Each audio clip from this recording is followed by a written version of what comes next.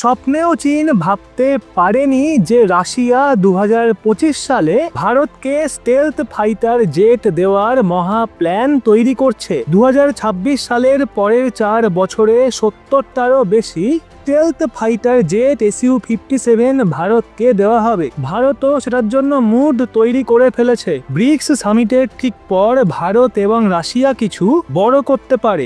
HAL Nashik প্ল্যান্টে একের পর এক স্টেলথ জেট তৈরি হবে। যে প্রযুক্তি আমেরিকা, ফ্রান্স দেখাতেই চায় না, রাশিয়া ভারতকে সেটার পুরো ভান্ডার খুলে দিতে চলেছে, আর সেটাও ভারতের মাটিতেই। রাশিয়ার স্টেলথ জেট নিয়ে এখনো পর্যন্ত সবচেয়ে অবিশ্বাস্য প্রস্তাব।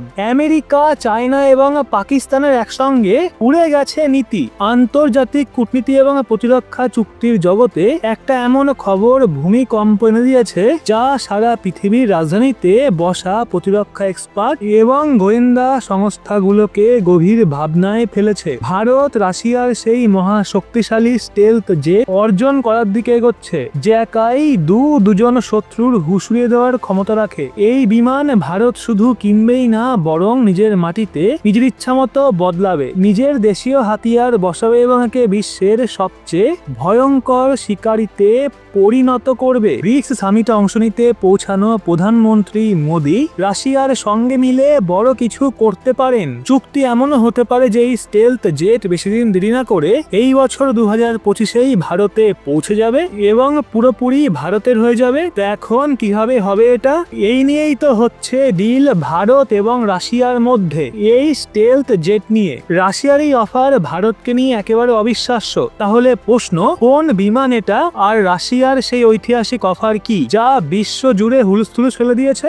আমরা আপনাকে বলবো এই বিস্ফোরক খবরের পুরো কাহিনী। সেই জন্য ভিডিওতে থাকুন এবং এই নিয়ে আপনার যা ভাবনা কমেন্টে লিখে জানান। এটা ভারত রাশিয়ার সেই গভীর বন্ধুত্বের কাহিনী, যা সময়ের সব পরীক্ষায় উত্তীর্ণ হয়েছে। আর এই বন্ধুত্বের সবচেয়ে নতুন এবং শক্তিশালী প্রতীক হলো রাশিয়ার পঞ্চম প্রজন্মের স্টেলথ ফাইটার জেট SU-57E। এখানে ইমানে এক্সপোর্ট, অর্থাৎ সেই সংস্করণ যা রাশিয়া কেবল তার সবচেয়ে ঘনিষ্ঠ এবং বিশ্বাসযোগ্য সাথীদের দেয়। সম্প্রতি এয়ারো ইন্ডিয়া 2025-এর মঞ্চ থেকে রাশিয়ার সরকারি প্রতিরক্ষা সংস্থা রোস্টেক ভারতের সামনে একটা এমন প্রস্তাব রাখে, যা স্বপ্ন সত্যি হওয়ার মতো।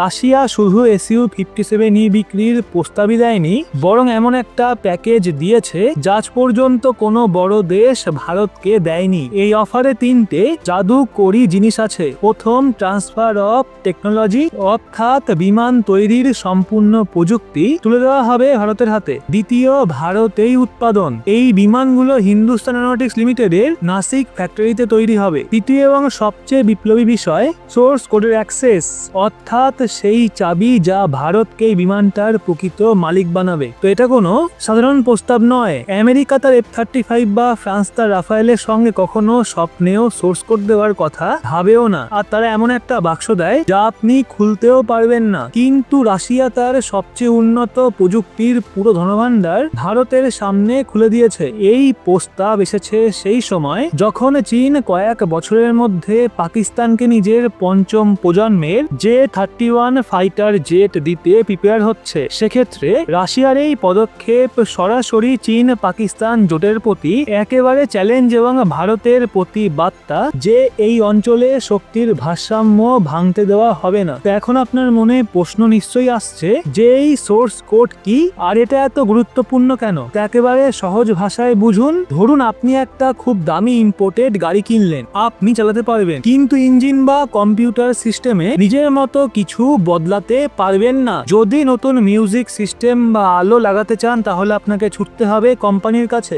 সোর্স কোড ছাড়া যুদ্ধ বিমান কেনা অনেকটা তাই। কিন্তু রাশিয়ার এই অফার এমন যেন গাড়ির সঙ্গে সঙ্গে তার পুরো ইঞ্জিনিয়ারিং ব্লুপ্রিন্ট, ডিজাইন এবং মস্তিষ্কের কম্পিউটার প্রোগ্রামও দিয়ে দিচ্ছে। সোর্স কোড মানে বিমানটার মিশন কম্পিউটারের হৃদয় মস্তিষ্ক। ফলে ভারত এয়ারক্রাফটের ওপর 100% নিয়ন্ত্রণ পাবে। ছোট বড় যে কোনো পরিবর্তনের জন্য আর যেতে হবে না রাশিয়ার কাছে। ভারতীয় বায়ুসেনা এবং আমাদের বিজ্ঞানীরা নিজেদের প্রয়োজন মতো এটা আপগ্রেড করতে পারবে। সবচেয়ে বড় লাভ দেশীয় অস্ত্রের ইন্টিগ্রেশন। সোর্স কোড হাতে থাকায় Su-57E তে ভারত নিজস্ব হাতিয়ার বসাতে পারবে, যেমন 150 কিলোমিটার দূর থেকে শত্রুর বিমান ভেঙে ফেলার আস্ত্রা বিভিআর মিসাইল, শত্রু র্যাডার ধ্বংসকারী রুদ্রাম অ্যান্টি রেডিয়েশন মিসাইল, ভারতীয় এসা র্যাডার, ইলেকট্রনিক ওয়ারফেয়ার সিস্টেম। এটা একটা অভূতপূর্ব প্রযুক্তিগত স্বাধীনতা। আত্মনির্ভর ভারতের আসল চেতনা শুধু বিমান কেনা নয়, বরং এর আত্মা কেনা। এই ডিলের দ্বিতীয় বড় স্তম্ভ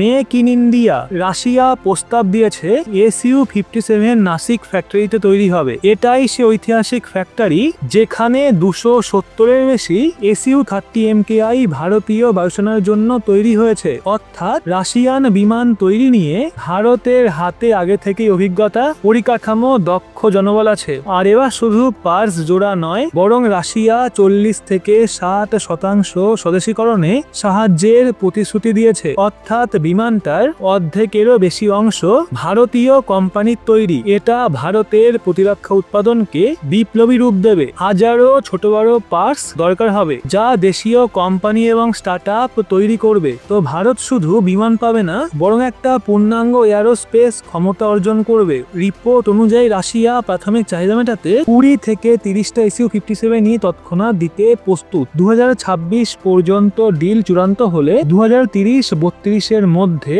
60 থেকে 70 ভারতীয় উৎপাদিত Su-57 বায়ুসেনায় যুক্ত হবে। ভারত পৌঁছে যাবে সেই এলিট ক্লাবে যেখানে আছে আমেরিকা, রাশিয়া, চীন, আর ভবিষ্যতে আফ্রিকা, আসিয়ান, মধ্যপ্রাচ্যের দেশগুলোতেও এই বিমান রপ্তানি করবে। আমাদের প্রধানমন্ত্রীর স্বপ্ন অনুযায়ী ভারতকে বড় ডিফেন্স এক্সপোর্টারে পরিণত করবে।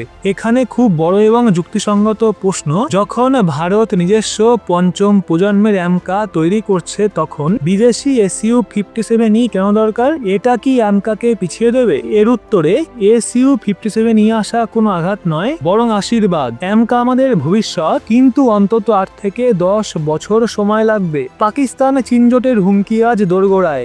Su-57 তাৎক্ষণিক চ্যালেঞ্জের সমাধান। আর সব থেকে বড় সুবিধা প্রযুক্তির প্রবাহ। Su-57 প্রযুক্তি অ্যামকার উন্নয়নে সরাসরি কাজে লাগবে। ইঞ্জিন, স্টেলথ ক্ষমতা, ফ্লাইট কন্ট্রোল সিস্টেমের অভিজ্ঞতা। রাশিয়া অ্যামকার নতুন ইঞ্জিন উন্নয়নেও সাহায্য করতে চাইছে। Su-57 এর থ্রাস্ট ভেক্টরিং টেকনোলজি অ্যামকাকে আরো শক্তিশালী করবে। অর্থাৎ Su-57 একটা লাইভ ট্রেনিং প্ল্যাটফর্ম। তো তাৎক্ষণিক প্রয়োজন Su-57 আর চূড়ান্ত লক্ষ্য অ্যামকা। তো এই ডিল দুটোই জেতার মাস্টার স্ট্রোক। শেষে আসে যুদ্ধক্ষেত্রের প্রসঙ্গ। Su-57 হাতে পেলে আকাশে কি পরিবর্তন আসবে? J-20 এবং FC-31 এর সঙ্গে তুলনা। Su-57 ওদের দুঃস্বপ্ন। তো এর 3টে বিশেষতা: 1, সুপার ক্রুজ ক্ষমতা, বিনা আফটার বার্নার শব্দের চেয়েও দ্রুত উঠতে সক্ষম। 2, চরম ম্যানুভারেবিলিটি, 3D থ্রাস্ট ভেক্টরিং ইঞ্জিনের জন্য ডগফাইটে যে কোনো কোণ থেকে আক্রমণ, অন্তস্থ অস্ত্রবহন, সব মিসাইলই ভেতরে লুকিয়ে রাখা। তেল তখন্য। ভবিষ্যতে ব্রহ্মস্টুও ইন্টিগ্রেট হবে। তো কল্পনা করুন একটা স্টেলথ বিমান শত্রু সীমায় নিঃশব্দে ঢুকে সেখান থেকে শব্দের 5 থেকে 6 গুণ গতিতে মিসাইল ছুটছে। তো কোনো দেশের পক্ষের মোকাবিলা সম্ভব নয়। এলওসিতে পাকিস্তান দুটোকেই করবে কোণঠাসা। পাকিস্তানের JF-17 Su-57 এর কাছে যেন খেলনা, দূর থেকে অদৃশ্য আঘাতে ওই আকাশেই শত্রুকে মুছে দেবে। এই চুক্তি ভারতের আকাশ শাসনের অধিকার দেবে। এখন আপনার কি মতামত এই বিষয়ে? রাশিয়ার এই অফার কি? ভারতের কি অফার অ্যাকসেপ্ট করা উচিত? কি মনে হয় আপনার? অবশ্যই নিচে কমেন্টে লিখে জানান। এবং একজন ভারতীয় হিসেবে ভিডিওটা ভালো লেগে থাকলে অবশ্যই লাইক করে শেয়ার করুন আপনার বন্ধু বান্ধবদের। সেই সাথে এরকমই লেটেস্ট ইনফরমেটিভ ভিডিও পেতে সাবস্ক্রাইব করে চোখ রাখুন রহস্য বাংলার পর্দায়।